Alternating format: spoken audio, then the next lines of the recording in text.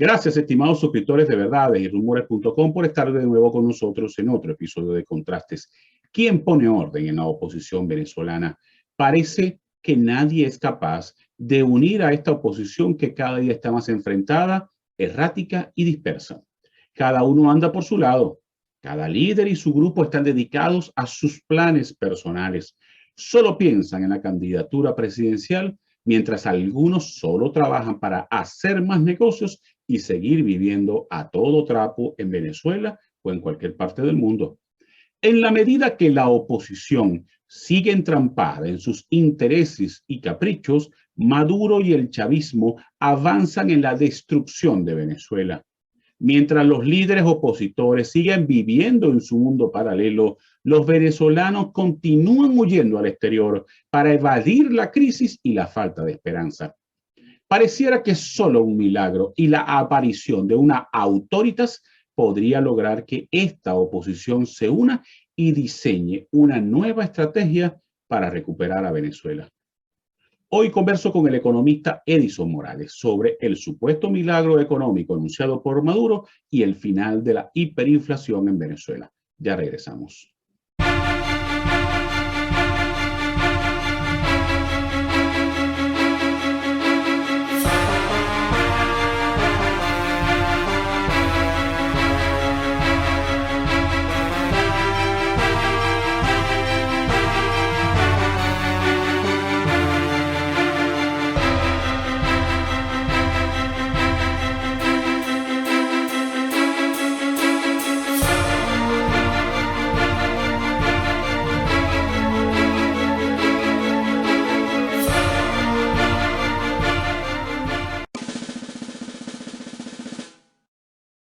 Estimados suscriptores de Verdades y Rumores.com, si usted tiene dificultades para ingresar a nuestro portal como consecuencia del bloqueo del chavismo, solo siga las siguientes instrucciones.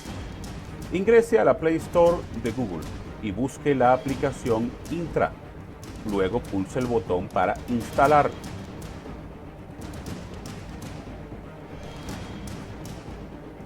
Una vez instalada, pulse el botón Abrir y siga las explicaciones que le da la misma aplicación. Una vez Intra esté activa, usted podrá ingresar sin problemas a Verdades y Rumores.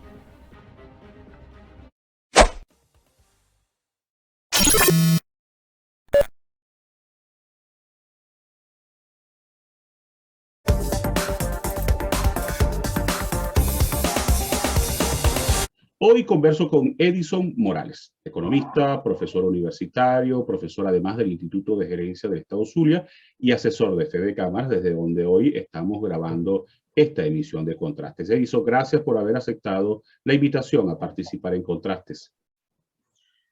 Sí, cómo no. Muchas gracias también a ti por la invitación y muy buenas tardes a todos. Edison, una consulta inicial. Maduro, al final, entre finales del año 2021 y comienzo del 2022, habló del final de la hiperinflación en Venezuela y de un milagro económico. ¿Qué fue lo que ocurrió? ¿A qué se refiere Maduro cuando habla del final de la hiperinflación? Técnicamente, cuando un país tiene 12 meses seguidos, con inflaciones inferiores al 50%, ya se dice que el país está saliendo de la hiperinflación. ¿Okay? Y eso ocurrió en Venezuela. O sea, ya en este momento prácticamente no tenemos hiperinflación. Ojo, eso no quiere decir que la inflación no nos esté matando, ni nos está agobiando, ni que tenemos un poder adquisitivo importante y que en términos reales nuestro ingreso alcanza. Eso no es así. Pero de que la hiperinflación se ralentizó y, por supuesto, fue disminuyendo poco a poco durante estos 12 meses, eso es cierto, muy cierto. ¿Okay? Con respecto al milagro económico, yo no diría lo que dice Maduro. Es decir, hubo una modesta recuperación en el año 2021. ¿Okay? Esa modesta recuperación se la podemos atribuir prácticamente a la persistencia del sector privado. Eso obedece únicamente a que el sector privado empezó a ocupar su capacidad instalada, que estaba muy baja, un promedio del 20% en términos muy generales, y en consecuencia empezamos a producir un conjunto de bienes. Es una recuperación modesta, pero además muy desigual. Muy desigual. ¿Por qué es desigual? Porque crecieron, por ejemplo, los supermercados, que estaban facilitados por ese famoso 7x7, crecieron las clínicas privadas sobre todo, y crecieron las farmacias, pero la construcción está en el piso. Son informes de Conindustria, las industrias apenas están recuperándose, entre un 20 y un 30% de capacidad instalada. El sector agropecuario está también en un proceso lento de recuperación de la economía, o sea, muy desigual. Incluso quiero decirte que muchos actores del gobierno que son dueños de esos famosos bodegones se aprovecharon de esa modesta recuperación y por supuesto han tenido pingües ganancias pues, con respecto al año pasado. Muy desigual todo y desigual en términos de distribución del ingreso, porque muchos o pocos aprovecharon ese crecimiento y muchos prácticamente no lo sintieron, no lo sintieron. Ahora bien, ¿cómo hablar del final de la hiperinflación? ¿Hubo un plan? ¿Hubo alguna estrategia por parte del régimen para disminuir la inflación y salir de la hiperinflación? Bueno, en eso sí tenemos que ser conscientes al hablar del gobierno. O sea, no hubo plan, pero hubo una política económica que se hizo prácticamente amigable a la recuperación de la economía venezolana. ¿Okay? ¿Cuál fue primero fue la política monetaria, vamos a decirlo de esa manera. Okay. A pesar de que tuvimos todavía un encaje legal del 85% que impedía así el otorgamiento de créditos a la actividad económica, okay, los empresarios se la arreglaron para invertir y para reinstalarse en sus empresas. Eso en primer lugar. Y el gobierno, ¿no? ¿Sí? mantuvo a raya la depreciación del tipo de cambio. La mantuvo a raya. ¿Cómo la mantuvo a raya? No el gobierno. El Banco Central de Venezuela ha venido quemando, ¿verdad?, parte de sus reservas. Diariamente invierte que si 50, que si 40, que si 30 millones de dólares para mantener a raya. Te doy el ejemplo del día de hoy, pues. Okay. Mientras el dólar paralelo está en 4.57 aproximadamente, ¿no? El tipo de cambio del BCB está en 4.49. ¿Ok? Y el gobierno ha obligado a las empresas a tasar todas sus transacciones en el tipo de cambio BCB. Y eso ha mantenido a raya la inflación. ¿Ok? ¿Por qué razón? Porque si no hay crédito, ¿verdad? Explico. Anteriormente, la economía estaba abierta para invertir, los empresarios tomaban un dinero prestado e iban directo al mercado de cambio. Correcto. Y compraban dólares, ¿entiendes? Correcto. Ahora no está ocurriendo eso.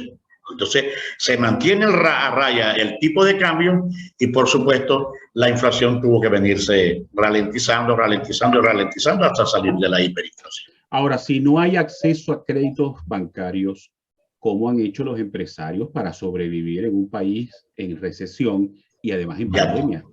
Hicieron un esfuerzo de inversión con su propio flujo de caja, okay, con sus propios capitales, algunos en el extranjero que se los trajeron al país y otros, bueno, hay no infinidad, pero hay muchas alternativas del sector privado para poder invertir y esas las sacaron a flote para poder producir. Ahora, Edison, ¿ha habido algún tipo de mejoría en cuanto a la libertad económica? Porque en Venezuela, por supuesto, era un país en el marco de esta revolución de Chávez y de Maduro, con muy pocas libertades económicas, excesivos controles. ¿Se han flexibilizado algunos de estos controles? Claro, ya tú no estás viendo control de cambio. Okay. Sí, eso es libre, pues. Entonces, eso no es que fue una intención, sino que el gobierno se hizo el loco. Se hizo el loco con esas cosas y dejó pasar todo. La dolarización es una dolarización de facto, es una dolarización oficial, ¿correcto? que las estadísticas dan que las transacciones diarias se hacen entre 60 y 70% en el estado Zulia y en todo el país. Perfecto, eso está bien, correcto.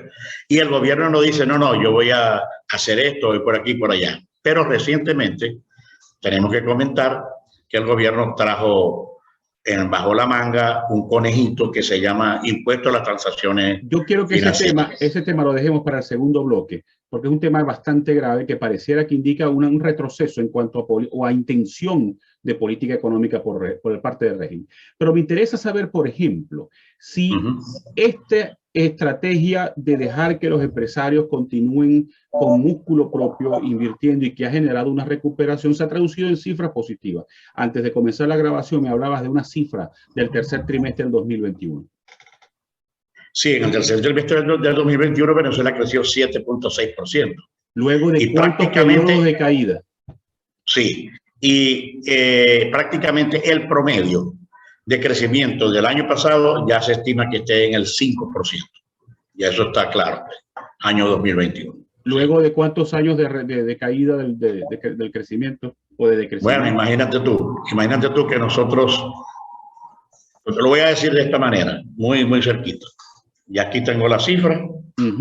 Según CEPAL tenemos que crecimos 4%. Eduardo Fortuna dice que crecimos 4%. El promedio sí fue 4% prácticamente. En todo el año. Y el Credit Suisse también dice que es el 4%. Entonces, eso fue en todo el año. Pero hubo una aceleración en los dos últimos trimestres, entiendo, ¿no? Sí, claro. Completamente. Por eso estoy diciendo que por eso es que crecimos el 4%. Ahora, tengo que decirte algo bien interesante. Nosotros, el tamaño de nuestra economía es el 17% de lo que era en el año 2013. O sea que el potencial económico que teníamos en el año 2013, si lo asumimos como un 100%, perdimos el 83% del potencial económico. Nosotros somos una economía pequeñita, chiquitica, comparable a las economías de Paraguay, de Uruguay, etcétera. Nosotros éramos la quinta economía de América Latina. Hoy somos la novena economía de América Latina. Y seguiremos cayendo por el ritmo. Y seguiremos cayendo bajo el ritmo de que lleva el país. Si el gobierno no se abre y no obstaculiza, vamos a decir así, que es lo que vamos a hablar posteriormente, ¿verdad? Con algunas políticas de impuestos, que es la que está viniendo nuevamente. Si el gobierno continúa así, por supuesto, no vamos a tener, ¿qué es lo que yo digo? Sostenibilidad en el crecimiento para el mediano y largo plazo. A esa pregunta iba, la última pregunta que te hago antes de ir a la pausa. ¿Es sostenible esta moderada recuperación económica? Bueno, por eso, es sostenible. O sea, tenemos que hacer algunas conjeturas, alguna vamos a decir, una cuestión de astrología, pues vamos a decir de esta manera, ¿no? Si el gobierno no obstaculiza el crecimiento que vamos a tener estimado, de acuerdo, por ejemplo, con Ecoanalítica, entre 4 y 6%, vamos a tener sostenibilidad, ¿ok? Porque hay una política adicional que estuvo reciente la semana pasada. Okay. El gobierno bajó, ¿verdad?, la tasa de encaje de 85% a 73%. Claro, ¿cómo explico yo eso? Bueno, muy sencillo. Si antes podíamos prestar un 15% de los depósitos de la banca, ahora podemos prestar un 27% de los depósitos de la banca. ¿Eso es suficiente? Insuficiente. Bastante insuficiente. ¿Pero qué estamos diciendo los economistas? Esperamos que el Banco Central, entonces, de ese 73%, bajemos siquiera al 50%. Ya el 50% para prestar es un proceso importante para la reactivación del crédito, de la inversión y, por supuesto, de la producción interna. Eso tenemos que hacer una pausa. Quiero que dejemos para el siguiente bloque el tema de ese impuesto que ha generado tanta polémica a las operaciones en dólares en Venezuela. Hagamos una pausa, ya regresamos.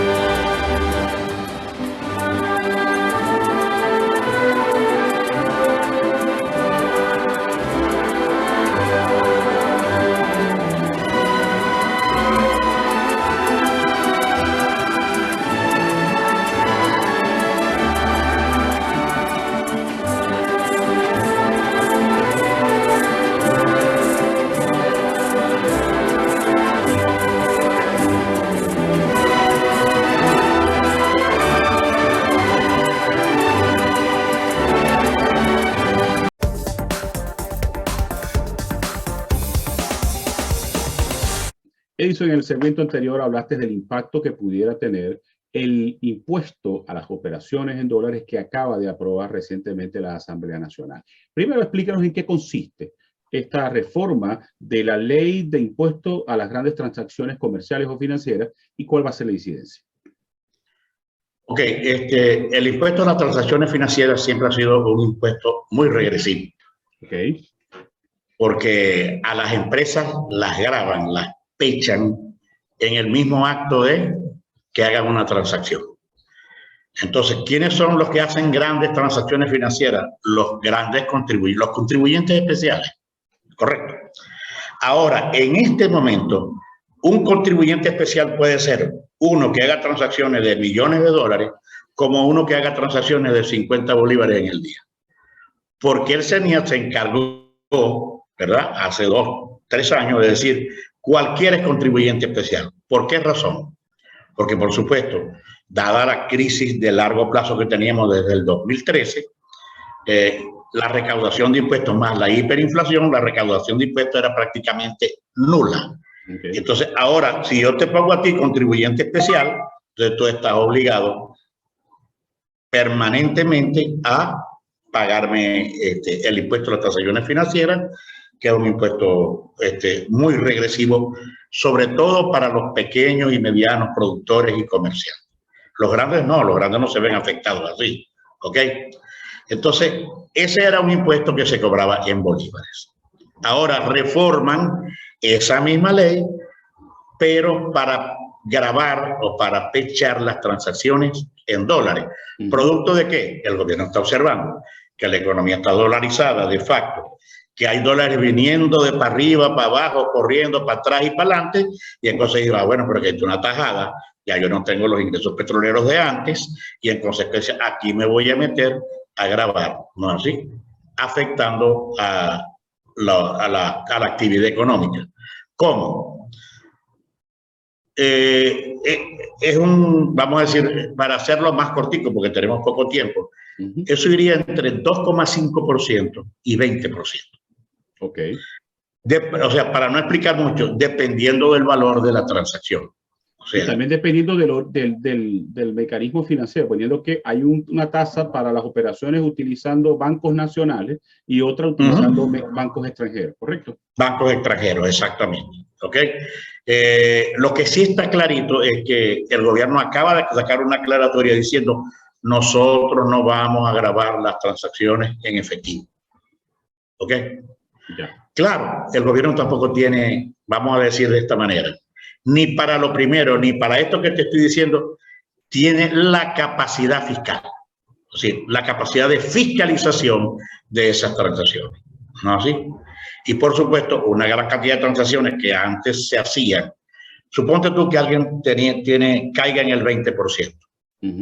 O sea que por cada $1.000.000 que hagan transacción, el 20% ¿cuánto es? $200.000. Ok, es una cantidad, pues. Entonces, ¿a qué nos va a llevar eso? A una informalización. Claro. Definitivamente me voy por los caminos viejos, me voy por las trochas, me comunico con el que estoy haciendo la transacción y prácticamente quedo informalizado y el gobierno no va a poder hacer eso. Ahora, ¿el gobierno tiene alguna forma de controlar operaciones, por ejemplo, vía CELE? ¿Vía CELE? Ajá. No, no tiene. ¿Ok? No, ya te voy a explicar cómo. Ok. Por ejemplo, un supermercado grande de Maracaibo que acepte CELE, ya ese está listo. ¿Por qué? Porque su CELE está prácticamente dentro del proceso de fiscalización del CENIAT. Allí sí. Pero la transacción que yo haga por CELE contigo no tiene ninguna oportunidad de fiscalizar. La de un pequeño comerciante que utilice, por ejemplo, un ejmorales@gmail.com con un dche@hotmail.com, eso no lo va a poder grabar el gobierno tampoco. ¿Ok? Entonces el gobierno tiene escasa capacidad de fiscalización. ¿Okay? Eso va a conducir a lo que mencionabas, a la mayor informalización de las transacciones financieras. A eso es que vamos a una mayor informalización de las transacciones. Y me voy a meter en otra cosita más que es importante, me la está preguntando, pero está acompañando esta, que es el de la reforma a la ley de registro y notaría. Ajá. O sea, yo soy un emprendedor, correcto, y yo necesito registrar mi firma. Ok, un artículo de opinión que leí hace como 2 semanas dice, bueno, muy clarito, que para registrar una pequeña empresa en Venezuela, $5.000. $5.000. Ok, supongamos que no sea verdad, que sea un poquito menos, etcétera. Pero es altísimo para el 0 punto tanto que costaba registrarse en una notaría o en un registro público. Eso es impresionante. Entonces, ¿qué va a hacer el emprendedor? Para la informalidad también, directamente para la informalidad. O sea, pongo el cucurucho donde me voy a instalar, produzco, compro, vendo para allá y me voy por la informalidad con todas las características de una empresa y ya está.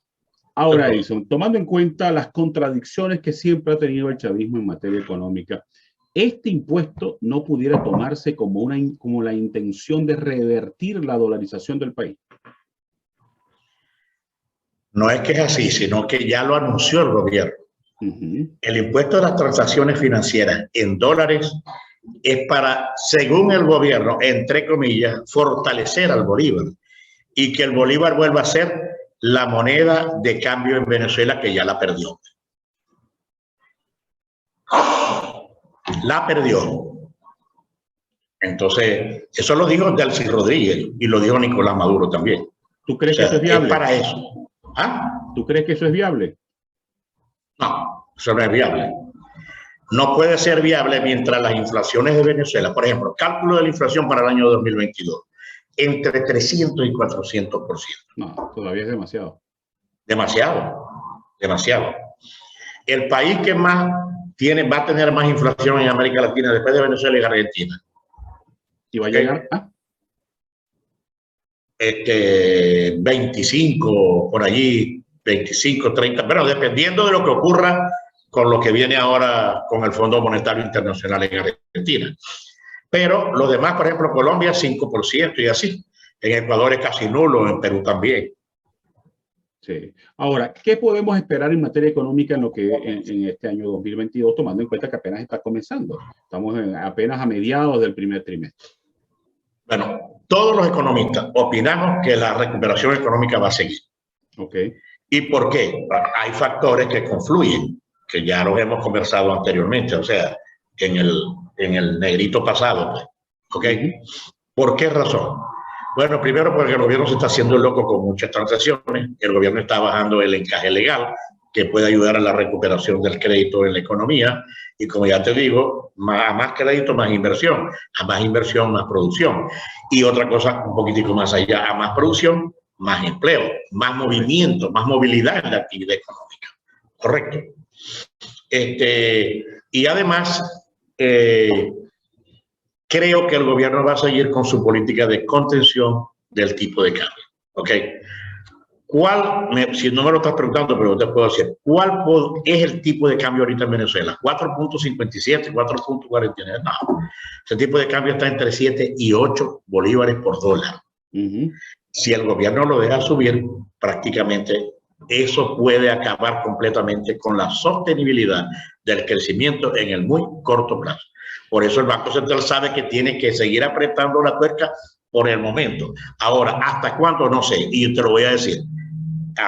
Cuando estaban fuera de cámara, ¿qué va a pasar? ¿Qué va a pasar si no nos institucionalizamos? Correcto. Es que tenemos que institucionalizarnos para que la inversión extranjera venga. Correcto. Y por supuesto, Nicolás Maduro está alargando su vida en el poder hasta el 2024. ¿Ok? Pero así no puede crecer una economía de largo plazo. Así no puede haber sostenibilidad de largo plazo si no hay institucionalidad. Correcto. Que Maduro acepte unas elecciones previas, etcétera. Fíjate lo que hizo. Ya esos son efectos negativos para la inversión extranjera. Claro. Incluso para la misma inversión nacional. ¿Qué hizo? Se robó ¿cómo se llama? El revocatorio. El referéndum revocatorio. El revocatorio, acabó con el referéndum revocatorio y ese es uno de los elementos institucionales importantes que está viendo el inversionista extranjero. Caramba, tenía ganas de irme a Venezuela, pero ya no me voy a ir. Edison, yo tengo una preocupación desde que la dolarización en Venezuela comenzó a tener mayor auge, ¿no? Y es la legitimación de capitales. ¿Quién controla los dólares que circulan en Venezuela? Nadie. Porque esos dólares en su mayoría no ingresan al sistema financiero y eso implica evadir los controles de lavado de dinero y origen del dinero que tiene el gobierno. Bueno, yo te voy a decir una cosa que lo dicen todos los economistas importantes de Venezuela, Asdrúbal Olivero, la gente de Econométrica y Luis Vicente León de Data Analysis. ¿Qué es lo que pasa? Que aquí hay una economía negra. ¿Okay? ¿Qué está dentro de esa caja negra? No lo podemos decir tanto así, pero hay muchas cosas que están dentro de esa caja negra. O sea, la exportación de oro, ¿qué sabes tú que sale y que entra? Claro. Y hasta dónde llega. Correcto. La exportación de coltán, ¿qué sabes tú para dónde va y para dónde viene y qué es lo que entra? El narcotráfico, ¿no es así? Que entra, que sale por aquí, por allá, que Venezuela es un puente importante de exportación de drogas hacia los Estados Unidos, Canadá y hacia Europa. Sí, hay una cantidad de cosas que están en esa economía negra que nosotros no sabemos cómo se hace ni a qué manos termina llegando. Lo que sí es importante es que al pueblo no está llegando, ¿así? Está llegando a un conjunto de señores de aquí, de allá, del gobierno, no del gobierno, asociados al gobierno, que están llegando y prácticamente uno no sabe qué es lo que está ocurriendo. Entonces, bueno, no hay... mientras no haya institucionalidad clara y precisa, con reglas del juego, para que el sector privado continúe invirtiendo, yo no le veo sostenibilidad, crecimiento en el mediano y largo plazo. Edison, te quiero agradecer de nuevo haber aceptado la invitación a participar en Contraste. Bueno, muchas gracias. Estamos a la orden siempre y cuando podamos otra vez encontrarnos, con mucho gusto. Y a ustedes muchas gracias por haber estado en la sintonía. Nos vemos el próximo lunes con otra interesante entrevista.